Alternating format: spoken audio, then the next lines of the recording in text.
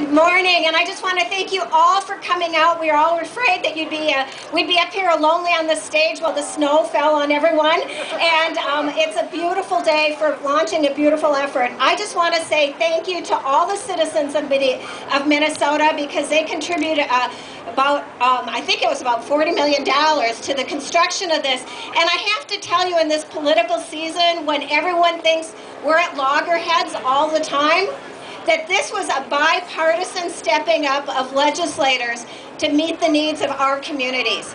And after the 35W bridge went down, we stepped up as a state and sent out bridge inspectors across our beautiful state to find bridges that might be at risk. And we were shocked at what a large, long list that was.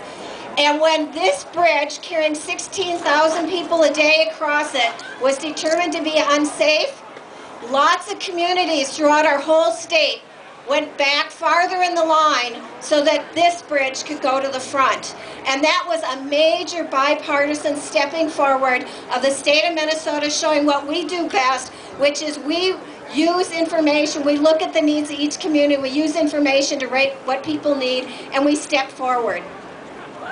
The other thing I want to say is that this is going to be a bookend with the new Mississippi Watershed Management Organization's awesome educational center just behind us, to the new Shear Brother Park, and the plans that have been developed by our park board and our city to revitalize the entire riverfront. And if people couldn't use their imagination before to think of what could you do with an industrial riverfront to make it beautiful, this answers it.